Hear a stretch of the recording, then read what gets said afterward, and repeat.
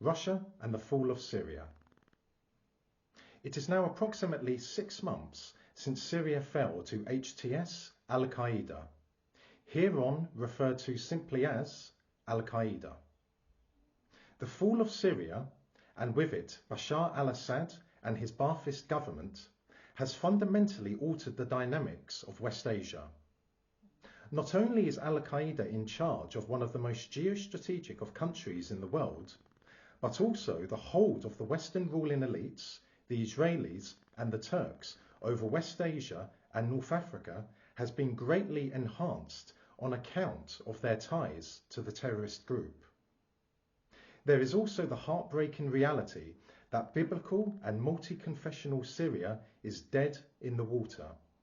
Such is the hatred that the al-Qaeda government in Damascus has for Christianity and any other faith which is at odds with its own depraved ideology.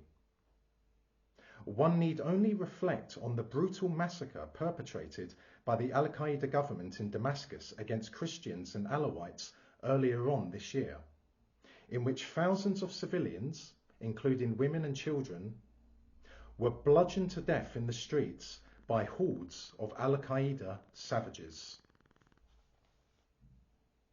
The sheer magnitude of the dire consequences stemming from the fall of Syria to al-Qaeda is matched only by the sheer magnitude of murkiness surrounding the collapse of the Assad government. There is no doubt in my mind that something extremely untoward occurred in Syria which brought al-Qaeda to power there. Only an ignorant, gullible, born fool would believe that Assad was overthrown in a popular uprising, which is the standard line put out by moronic Western mainstream journalists and columnists who are nothing but purveyors of lies, misinformation and disinformation. Simpletons who should be regarded as such. Despite the extreme murkiness of what led to Assad's downfall, I believe that it is safe to assume two things. Firstly, that Assad's fate was decided either exclusively or to a large extent by foreign governments. And secondly, that it will only be in years to come that the said murkiness will begin to clear. Key individuals within Assad's administration may decide to reveal what they know about the events at the end of 2024. They could do so on their deathbeds, or they could do so from secure places. Furthermore, former members of foreign intelligence services could pen anonymous articles in newspapers revealing what they know. As for the archives in Western countries, well, we will have to wait 20 to 30 years to get our hands on files relating to Assad's downfall. And as for Assad himself, I very much doubt we will hear from him again. Indeed, I expect that when we do hear something pertaining to him, it will be news of his death. The former Syrian president is now confined to history, a living ghost. Inevitably and understandably, people across the world are both intrigued and dumbfounded by the collapse of the Assad government, especially the speed of its demise. And these people are keen for answers. In my opinion, there are only a handful of possible explanations for the demise of the Assad government. And it is now that I will offer a potential explanation which bears strengths and weaknesses. A secret agreement between the Trump administration and the Kremlin. Before I venture any further, I must point out that the Americans and the Russians have, in the past, made secret agreements between themselves. One of the most prominent examples of such collusion revolved around the Cuban Missile Crisis. That crisis was eventually resolved by the Americans and the Russians after they reached an agreement with each other which suited their own respective interests, and which, consequently, sidelined their own allies. So, even though Soviet ICBMs were stationed on Cuban soil, the Russians offered to withdraw these and return them to the Soviet Union without consulting the Castro government or even informing the Castro government of their intentions. Indeed, Castro only learned of the Russian decision to withdraw Soviet ICBMs from Cuba over the radio. That left a bad taste in the Cuban leader's mouth, and one that he never forgot. He felt that Cuba had been used by the Kremlin. Now, turning to the Americans. The Russian offer was a trade-off, namely, Soviet ICBMs in Cuba for American nuclear warheads in Turkey. The Americans agreed to the offer without consulting with or informing their Turkish allies. Like with the Cubans, the Turks were angry, believing that Turkey had been used as a bargaining chip by Washington. And here is the most important aspect to the agreement between Washington and Moscow which ended the Cuban Missile Crisis. It was a secret agreement. Both sides agreed to not make public that there had been a trade-off between themselves, Soviet ICBMs in Cuba for American nuclear warheads in Turkey. It was only years later that the secret agreement became known in the public domain. So, what does the way in which the Americans and the Russians resolved the Cuban Missile Crisis tell us? Well, it tells us that Washington and Moscow can and will make secret agreements between themselves, including trade-offs, if they both feel that by doing so it suits their self-interests. And it also tells us that the Americans and the Russians will sideline their own allies for the sake of their own self-interests. High-level politics and high-level international relations is realpolitik at its most brutal. Principles, ethics and morals are often sacrificed by countries if they deem that, by doing so, it is advantageous to themselves. Suffice to say that the world of high-level politics and high-level international relations is not for the faint-hearted or the naive. It is a brutal and cutthroat world. And whilst decisions taken in that world might not be to everyone's taste, sometimes it is the case that such dishonest and unprincipled decisions were the correct ones to take. Thus, it is irrefutably the case that the Americans and the Russians during the Cuban Missile Crisis were right to have sidelined their allies and to have made a secret agreement between themselves, because in doing so, this prevented nuclear war between the two. Now, with that in mind, let me return to Syria. Without further ado, it is possible that following Trump's victory in the presidential election of 2024, the incoming Trump administration and the Kremlin made a secret agreement with each other concerning Syria, which involved a trade-off, specifically Syria for Ukraine. For their part, the Russians would relinquish their preponderant position in Syria and allow the Americans to fill the vacuum there. In return, the Americans would give the Russians a free hand in Ukraine. In addition to that, the Russians would give a free hand to the Americans in Greenland and in Canada. Furthermore, in order to throw people off the scent, the Americans and the Russians concocted the story of American access to Ukraine's minerals as a way of allowing Washington to pretend to its allies in NATO that it remains committed to Ukraine. Thus, the minerals agreement between Washington and Kiev is a red herring. Now, there are strengths and weaknesses concerning this hypothesis of mine. Let me start with the strengths. Roman numeral 1.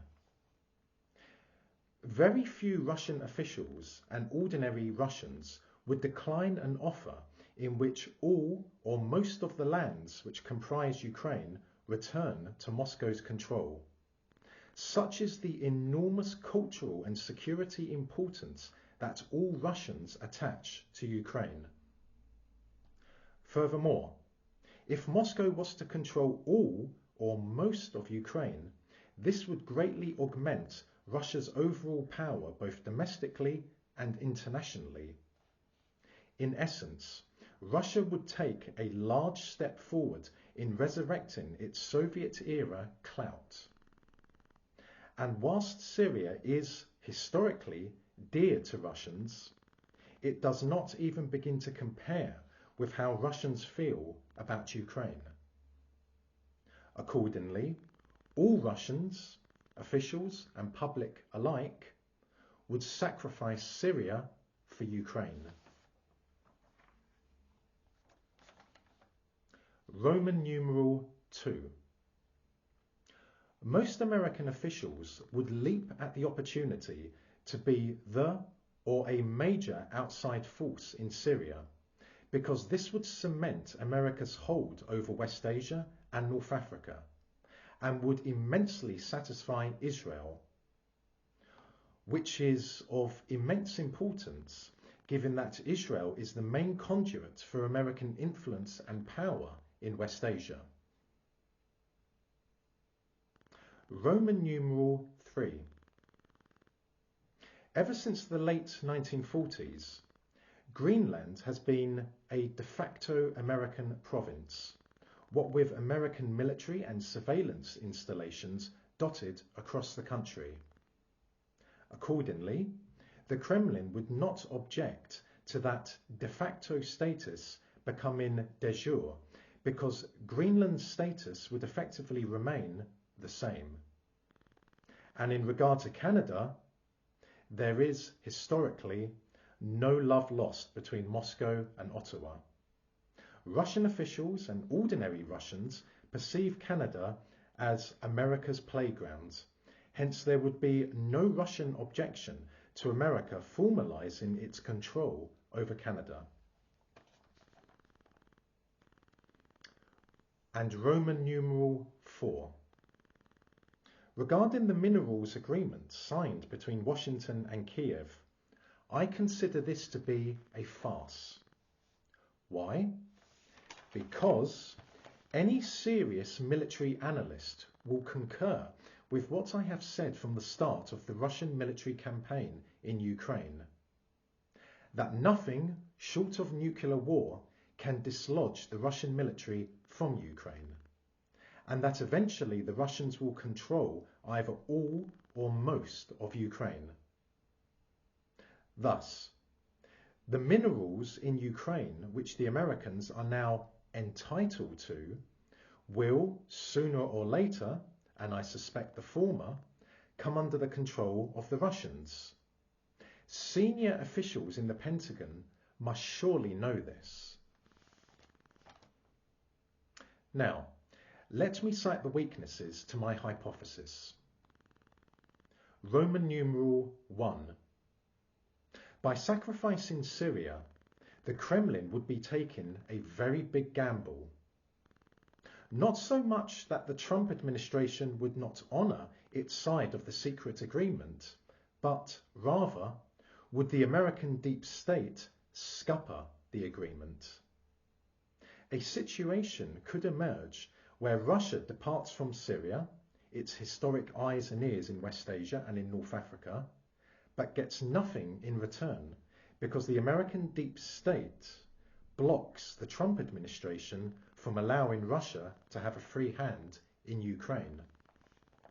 In such a situation, Russia would suffer a foreign policy, military, and intelligence calamity. Roman numeral 2. Pertaining to the minerals agreement between Washington and Kiev, and the reality that the Russians will stop at nothing to reclaim either all or most of Ukraine, hence rendering the said agreement as ludicrous, one has to wonder what the competence is of experts on Russia in the US State Department and the US Defense Department. Are these people really experts? If not, then there is a real possibility that they will not be aware that Russia will not permit itself to be denied of its objectives in Ukraine. Accordingly, the minerals agreement is being taken seriously by Washington. For many years now, it has been very obvious to me that the American government, along with the British government, is bereft of Russia experts. And Roman numeral 3. If a secret agreement has been made between the two superpowers, and if the agreement is honoured by both parties, then this could become apparent to the rest of the world. In such a development, what impact would this have on America and Russia's reputations? Would they be seen as untrustworthy and unreliable?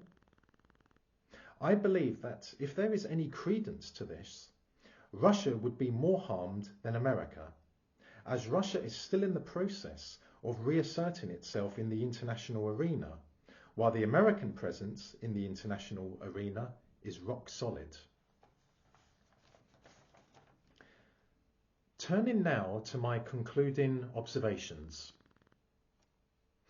Is there a secret agreement between the Trump administration and the Kremlin concerning Syria and Ukraine? The answer is that it is impossible at this stage to say either yay or nay. Perhaps at the end of this year, I will be in a position to give a definitive answer. However, the existence of a secret agreement is not implausible, and this, I would argue, becomes all the more apparent if my premise is accepted that the Trump administration does not regard a Russian-controlled Ukraine as constituting a threat to either American national security or American interests. Further to that, it is foolhardy for anyone to say at this moment in time what caused the downfall of Baathist Syria. It is certainly the case that, for example, foreign governments played a part. After all, Western governments, along with the Israeli and Turkish governments, had been attempting to overthrow the Assad government for 13 years prior to its collapse at the end of 2024. But I believe there is more to it than just that. For me, a major inkling is how quickly the Assad government collapsed, just in a matter of days, and that the Syrian army offered practically no resistance to the advancing al-Qaeda forces. Let me put it this way. For 13 years, the Assad government had stood relatively strong and intact, whilst the Syrian army had put up fierce resistance to Islamist fighters, be it from al-Qaeda or ISIS. Then, within literally a few days, both the Assad government and the Syrian army are no more. To say that that is highly suspicious is an understatement of biblical proportions. something extremely untoward happened. But, for now, it is impossible to say what. Suffice to say that only a few people in the world know. That said, collusion between Washington and Moscow should not be ruled out. The Americans and the Russians have made secret agreements between themselves before, and they will continue to do so. After all, who is going to stop the two superpowers when they act in unison? Accordingly, a trade-off between America and Russia is a possibility which should be considered. Indeed, I mentioned in private conversations years ago that if the opportunity arose, Russia would sacrifice Syria for Ukraine. Please share in the comments section of this video your thoughts on my hypothesis and/or your own views on how Baathist Syria came to collapse. Thank you for your time.